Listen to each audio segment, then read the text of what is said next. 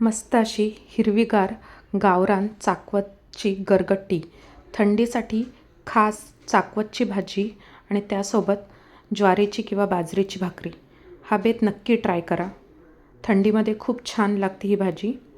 त्याकरता कुकरमध्ये एक पळी तेल घ्यायचं आहे. 7 ते 8 हिरव्या मिरच्या आणि लसूण आणि थोडंसं आलं हे ठेचून घ्यायचं आहे. जास्त बारीक नाही ठेचायचं आहे, थोडं जाडसरच घ्यायचं आहे ठेचून.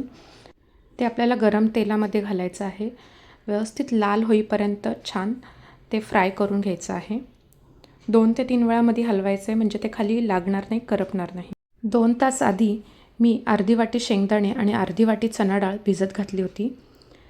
ती व्यवस्थित भिजल्यानंतर आपल्याला ह्यात घालून घ्यायची आहे चणा डाळ आणि शेंगदाणे. व्यवस्थित 1-2 वेळा परतवून घ्यायचे आहे. आता ह्यात आपण जी चाकवतची भाजी आणली ती स्वच्छ धुवून साफ करून ह्यात घालायची आहे. त्यावर 2 चमचे बेसनचं पीठ घालून घ्यायचं आहे आणि व्यवस्थित एकदा हलवून घ्यायचं आहे आणि 1 वाटी पाणी घालून घ्यायचं आहे. व्यवस्थित हे मिक्स करून घेऊन आपल्याला कुकरचं झाकण लावून घ्यायचं आहे.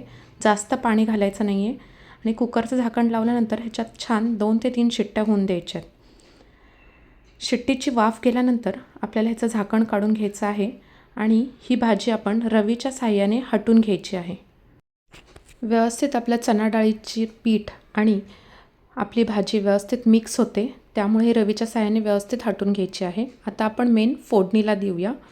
त्याकरता 1 पळी तेल घ्यायचं आहे.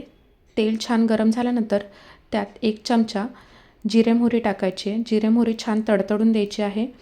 त्यात 7 ते 8 लसूण बारीक चिरून घालायचे आहेत. 1 चिमूटभर हिंग आणि 1 चिमूटभर हळद घालायची आहे आणि ही फोडणी आपल्याला कुकरमध्ये घालायची आहे आणि व्यवस्थित मिक्स करून घ्यायची आहे भाजी.